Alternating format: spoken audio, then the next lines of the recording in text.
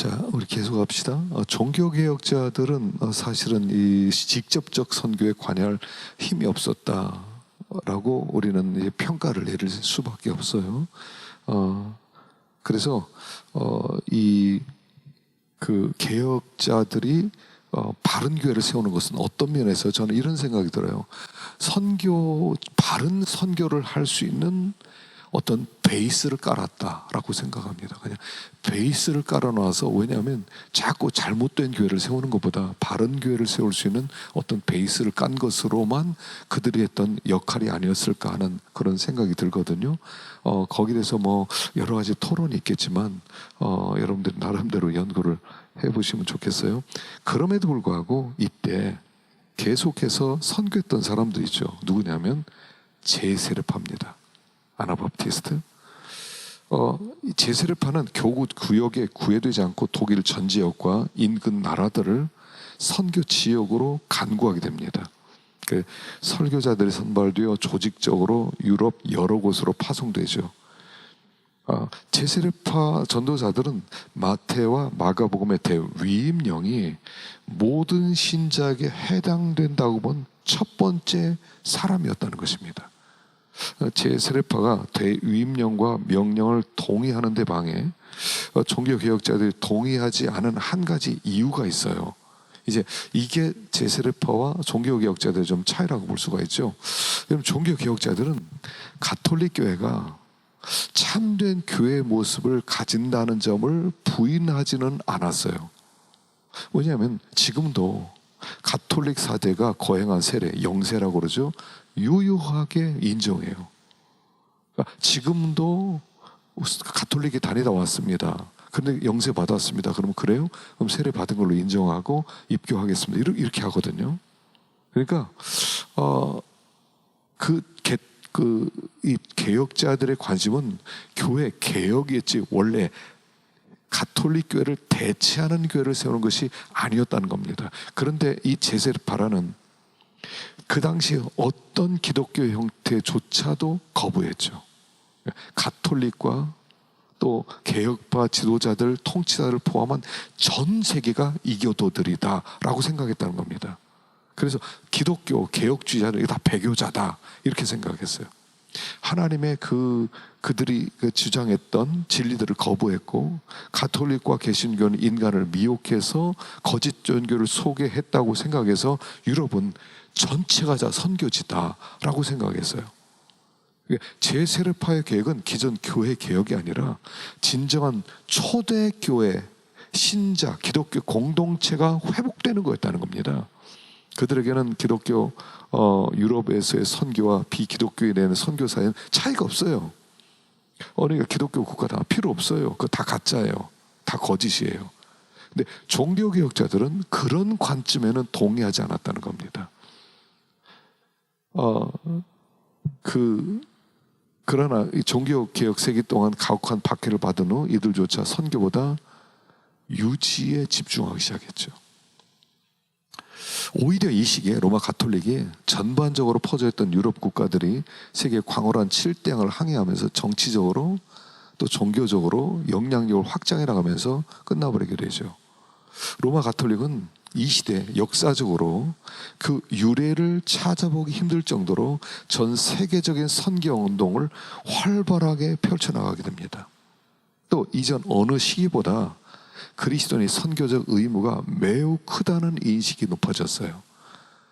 그러나 지중해 문화를 고집함으로 유럽의 비로마 가톨릭 지역을 상실한 로마 가톨릭 교회는 이제 막 유럽에서 일어난 일뿐 아니라 왜 이런 선교 방식이 실효를 거둘 수 없었는지에 대해 충분하지 이해 못한 채 지역 선교 활동에 나갔다는 겁니다. 다시 말하면 그들은 선교지의 문화를 무시해버리고 유럽의 문화를 심어주는 것을 선교로 생각했을 때 선교지의 반항, 반발심, 그러니까 선교의 실패지요.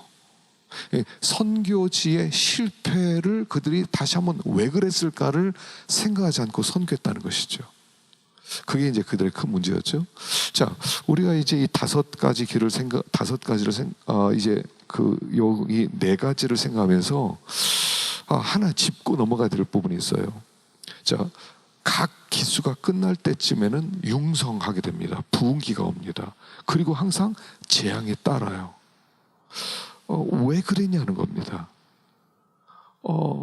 콘스탄티네제가 기독교를 공인했는데 왜 그 다음에 고트족에서 로마를 멸망시키고, 2기가 끝날 무렵에 샤를마늘 대제가 그렇게 기독교 융성기를 만들고, 근데 3세기 바이킹족이 들어와서 왜 또 점령을 하고, 또 그 3세기 말 끝날 때도 그렇게 복음이 그렇게 융성하게 되었는데, 그레고리 황제나 그레고리 교황이나 그런 힐데브란트 이런 그 사람들을 통해서 복음 융성하고, 그 다음에는 근데 그 흑사병이 일어나고, 왜 이런 일들이 이렇게 반복되냐는 겁니다.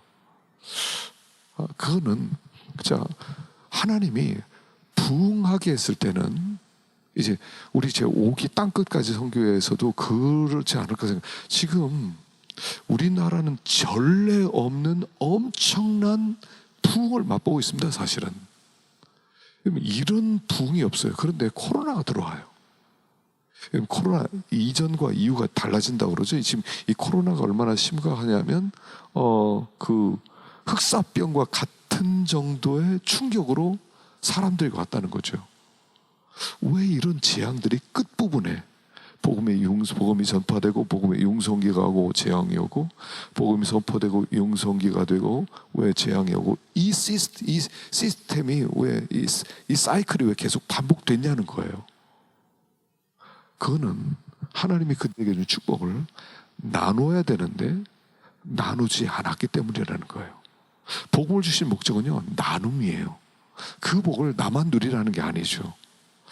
우리나라가 엄청나게 이렇게 은혜를 입었는데, 나눔보다 유지로 갈 때 이걸 유지해 나가자, 빼앗기지 말자, 그리고 관심이 밖에 있지 않고 우리에게 있게 될 때 하나님 계속적인 재앙을 보내신다는 사실이죠. 우리가 깊이 생각해야 되는 거죠. 자, 제 5기 한번 보십시다. 5기 이제 땅끝까지 이제 선교입니다. 1600년에서 1800년 거의 로마 가톨릭 교회 선교의 동무대죠. 1800년이 되죠. 로마 가톨릭 교회는 개신교회가 선교사를 파송하지 않는다는 이유로 이 개신교를 뭐라고 그러냐면 배교 집단 활동으로 비난합니다. 배교다. 니네 선교하지 않아? 근데 니네 배교자들이야. 가톨릭에 의해서 비판받은 부분들이에요. 근데 이제 1800년대 이르러 로마 가톨릭 선교 운동이 갑자기 약화되죠. 예수의 선교사 숫자가 감소되고 프랑스 혁명과 함께 혼란이 일어나면서 가톨릭 선교를 후원할 수 있는 유럽의 경제적 기반이 상실되면서 그들의 선교가 아주 쇠퇴하기 시작합니다. 왜냐하면 가톨릭 선교는요, 후원하는 선교였거든요. 돈이 많았으니까, 식민지를 개척하고 돈이 들어오면 선교를 했으니까. 근데 이제 이 개신교회는 후원할 데가 없는 거예요. 그러다 보니까 선교가 약했는데 250년 동안 별다른 선교 활동을 펼치지 않았던 개신교회가 일깨우는 그런 기점이 됩니다. 그래서 제 5기 후반부가 시작되었을 때 역사상 처음으로 개신교회는 가톨릭 여러 종단에 견줄 만한 조직적 선교 구조를 갖추고 잃어버린 시간을 만회하기 시작했습니다. 세계 도처에서 민주적 정부를 수립하기도 하고 학교와 병원, 대학을 설립하고 신상 국가들의 정치적 기초를 놓는 일까지 앞장서게 됩니다. 이처럼 개신교 선교사들은 로마 가톨릭 선교사들과 함께 오늘날 제3세기에서 일어나는 엄청난 에너지의 원동력임을 알 수가 있습니다. 여러분, 비근한 예로 중국에서는 근대사에 위대했던 두 지도자 순원, 손문이죠. 장개석 총독, 둘 다 그리스도인입니다. 그 선교회에서는 중국의 각성의 대학을 세우기도 하고요. 이제 하나님께서는 항상 하나님이 주신 복을 나누지 않고 잃어버리지 않고 빼앗기지 않고 해서 유지하려고 할 때, 그때 하나님은 가져가신다는 거예요. 그래서 복을 받는 길은 뭐냐면 하나님이 주신 걸 자꾸 나누는 거예요. 나누다 보면 하나님이 더 채워주시고 그 후에 그 이익을 자기가 보게 된다 하는 것이죠. 자, 아시아 선교 역사를 한번 살펴봅시다. 아시아 선교, 페르시아 선교가 있습니다. 자, 이 페르시아 선교는 아시는 것처럼 사도 도마가 먼저 인도에 가서 선교했다고 그러죠. 이 힌두교에게 순교를 당하게 됩니다. 초기 텐트 메이커들은요, 중앙아시아 무역로를 따라서 이동하고 정착하는 것을 반복하면서 물건과 함께 복음도 전달하죠. 특히 페르시아는 로마의 적국이어서 그 적국을 가로질러 이동하기가 쉽지 않았습니다. 그래서 로마 교회와는 독립적으로 발전하게 되고 또 헬라어를 사용하는 동방 정교회만 제한적으로 교류할 수가 있게 됩니다. 그 당시에 이 서방 교회는 라틴어를 썼죠. 페르시아 그리스도인들은 중국에 이르기까지 중앙아시아 전역을 다니며 복음을 전하고 수도원을 세우고 교회를 개척하는 그런 열정적인 선교사들이었습니다. 635년에 페르시아 수도사였던 알로페는 선교사들을 데리고 당나라 수도였던 시안에 도착하죠. 그때 당나라는 세워진 지 얼마 안 돼서 서구 사상에 열려져 있었고요. 네스토리우스 선교사들은 황제 거주지가 가까운 곳에서 성경을 번역하도록 요청을 받았습니다. 당시 공문서 중 하나가 781년에 세워진 대진 경교비인데 지금까지 남아있죠. 이 비문은 전국의 수도원과 교회들이 세워졌고 새로운 종교 기독교가 중국에 잘 정착되었다는 것을 보여주는 증거입니다. 근데 당이 쇠퇴하면서요, 불교하고 조로아스터교를 포함한 외래 종교들이 박해를 받게 되죠. 그리고 불교는 새로운 형태로 정착이 되고 기독교는 극심한 박해를 받고요, 사라지게 되죠. 그 다음에 이제 프란체스코 수도회의 몽골 선교가 이제 1206년부터 1368년까지 있습니다. 중국이 몽골인들에게 정복되죠. 그 당시 몽골인들은 다른 종교에 거부감이 없었습니다. 마르코 폴로가 이제 17년 동안 중국 여행을 마치죠. 돌아올 때 쿠빌라이 칸이 그에게 편지를 줍니다. 교황에게 몽골인들에게 기독교를 가르칠 100명의 교사를 보내달라고 요청한 겁니다. 근데 이제 그 요청이 이루어지지 않습니다. 유럽 교황들은 그 몽골의 복음을 전파하는 것보다 자신들을 방어하는 데 관심이 있고 거기에 돈을 더 써야 되니까, 그래서 처음엔 거절합니다. 근데 후에 이제 1293년 북경으로 파송합니다. 근데 너무 늦었죠. 이미 쿠빌라이 칸은 죽고 없었고요. 그리고 요한은 1328년까지 죽을 때까지 그곳에서 계속 선교를 하다가 세상을 떠납니다. 거기에서 교회 2곳과 프란체스코 수도원 2군데 건립되고 많은 몽골인들이 세례를 받게 됩니다. 14세기 중엽에 몽골 제국은 쇠퇴하고 또 가톨릭 교회 공동체도 왕실의 후원이 끊겼을 때 무너지게 되죠. 예수회 선교가 있습니다. 16세기 인도와 페르시아에 남아있던 기독교 공동체는 규모가 작았지만 생명력 관력이 아주 넘쳐났어요. 근데 다른 기독교 공동체와는 단절이 되어 있었어요. 포르투갈과 스페인이 이베리아 반도를 벗어나 해외 식민지 개척을 시작하죠. 이들은 발견과 이윤 추구에 혈안이 되어 있었지만 동시에 새로운 개척지를 기독교화라는 그의 명령도 받게 되죠. 신대륙을 발견하는 거죠. 그 배에 도미니카 수도회 또는 어거스틴 수도회 또 프란체스카 수도회 또 예수의 출신 수도사들이 함께 가게 되죠. 예수의 출신 수도사들은 남인도에 처음엔 관심을 갖게 됩니다. 그때 유명한 선교사 프랜시스 사비에르라고는 아주 독창적인 그 선교 방법을 쓰는 창의적인 그분이 말레이 반도의 말라카, 몰루카, 일본, 베트남, 타이완, 시암, 그러니까 태국, 중국까지 나가서 개척 선교를 시도하죠. 이 지역들에 선교할 때 예수회는 현지와 토착 문화를 아주 존중해 줍니다. 그래서 예수회가 세운 교회들은 아주 오래 지속될 수가 있었죠. 그래서 16세기 후반에까지 그곳에 살아남을 수 있었습니다. 근데 이제 그 당시에 현지 문화를 적응하는 그 방법에 아직까지도 논쟁거리가 있습니다. 중국에서는 마테오 리치가 어느 정도까지 얘기했냐면, 하나님의 이름 대신 현지 신 이름으로 사용할 것을 주장하고 나섰습니다.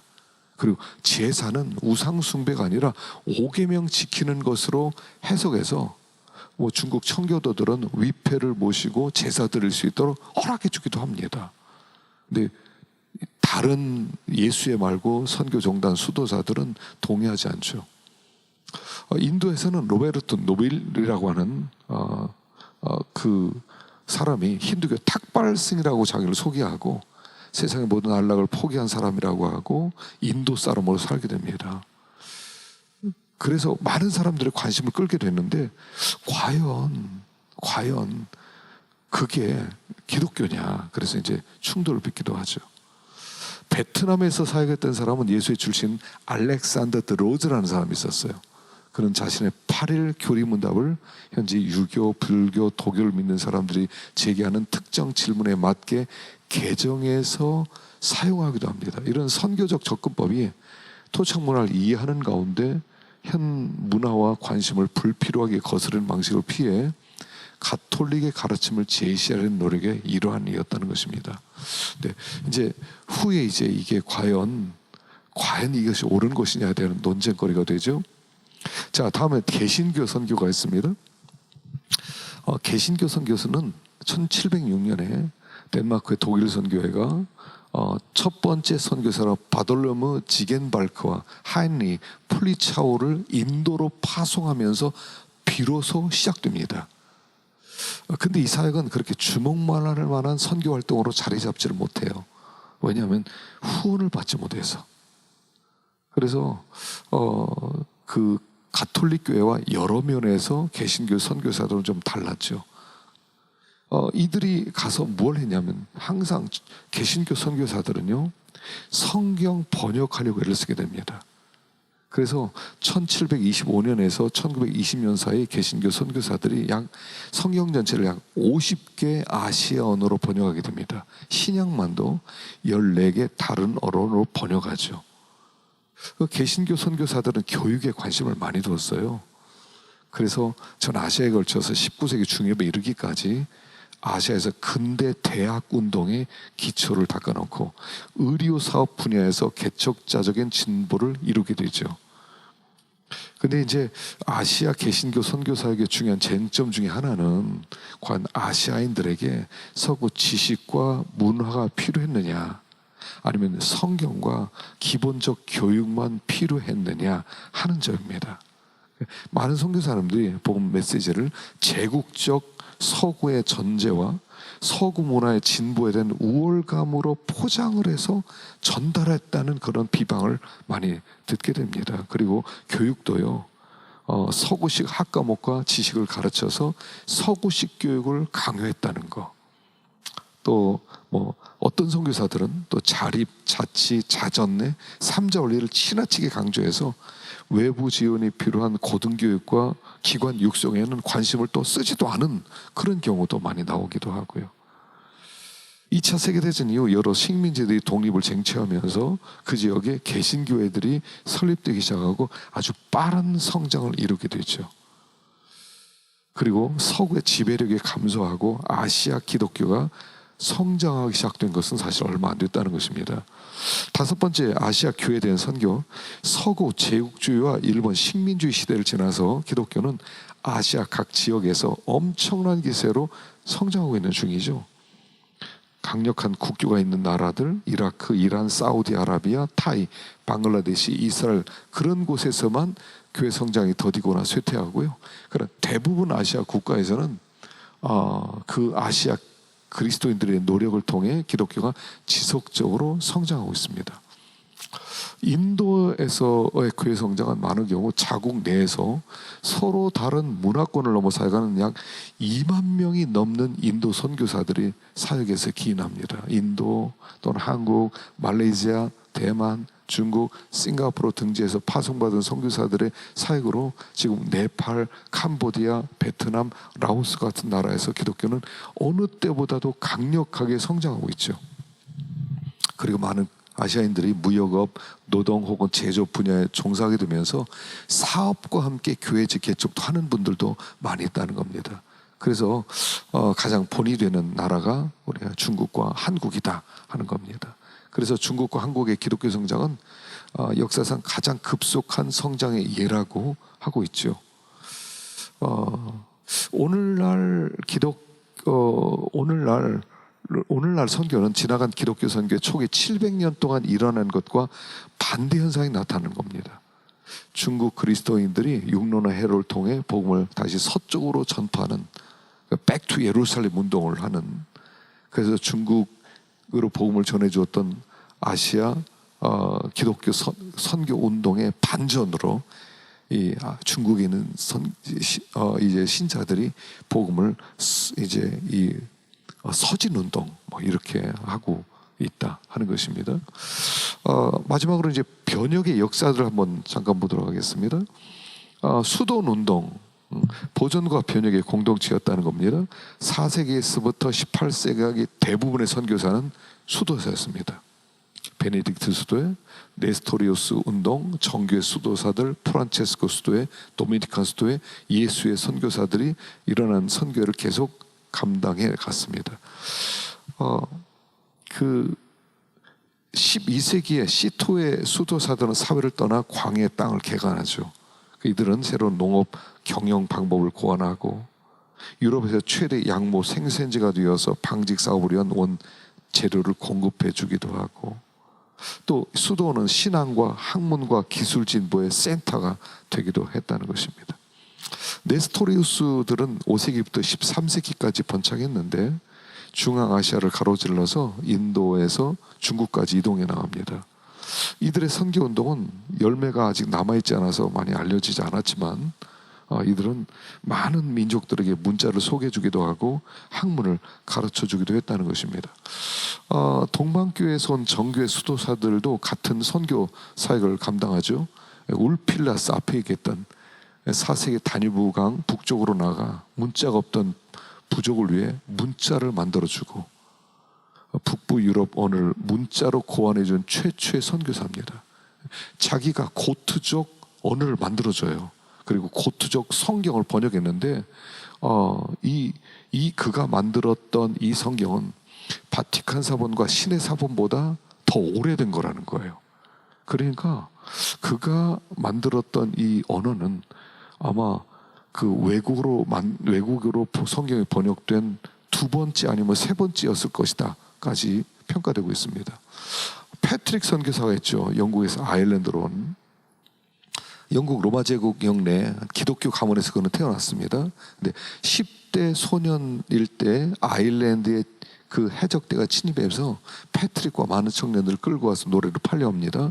6년 동안 돼지치는 노예 생활을 합니다. 그리고 노예 생활을 하는 중에 영적인 눈을 뜨게 되고, 그리고 아일랜드로 돌아와서 하나님의 부르심을 경험합니다. 그리고 환상 중에 아일랜드 사람의 편지를 받고 믿는 자여 와서 우리와 함께 같이 지내자 음성을 듣게 됩니다. 소명받고 아일랜드로 가서 많은 개종의 열매를 얻게 됩니다. 그래서 약 15년 동안 복음을 전하면서 많은 아일랜드 사람들이 그리스도인들이 되죠. 개신교 선교 운동의 선구자들이 있습니다. 2세기 동안 종교개혁 이후 개신교회는 거의 선교하지 않다가 그 이후 이제 그 개신교 선교 운동의 출발점은 4가지 선교 운동으로, 첫째는 청교도 운동, 그 다음에 경건주의 운동, 모라비안 운동, 감리교의 복음적 부흥 운동, 이 4가지가 세계 선교 운동의 출발점이 된다고 볼 수가 있죠. 그래서 청교도들은 확실한 회심, 신실한 그리스도인의 삶을 사는 것에 초점을 맞추죠. 그래서 이들이 개신교 선교 신앙을 최초로 개발하게 됩니다.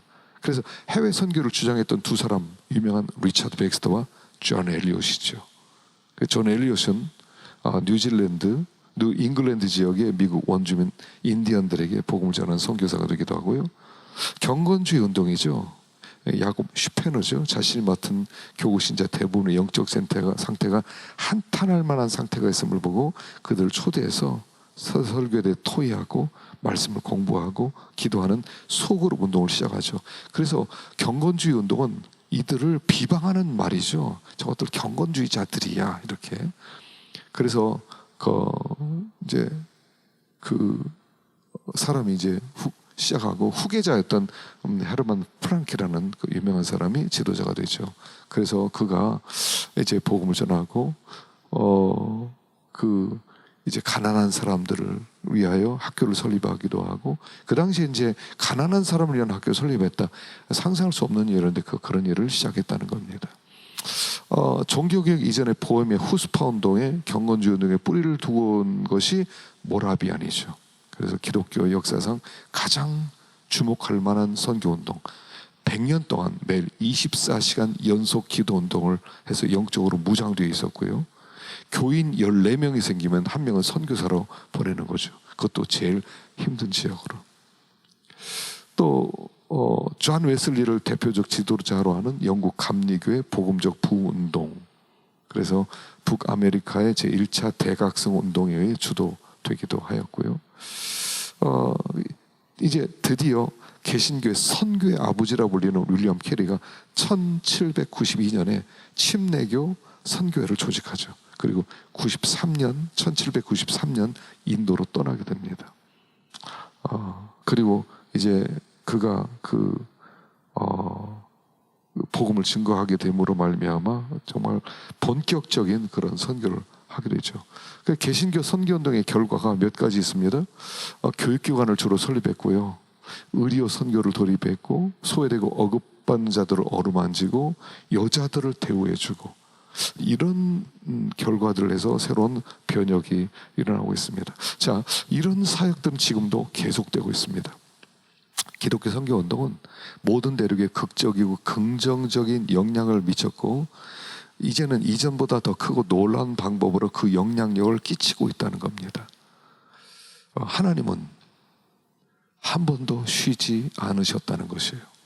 기독교 수많은 역사 동안 하나님은 계속 사람들이 복음에 대하여, 선교에 대해서 도전을 받지 않고 나가지 않는다 하더라도 하나님은 계속해서 일하게 하셨다는 사실입니다. 그래서 이 역사를 통해서 지금 우리가 어디를 향해 가고 있는지, 현재 어디에 서 있는지를 우리가 생각하면서 하나님의 그 일에 쓰임받을 수 있기를 간절히 바랍니다. 수고하셨습니다.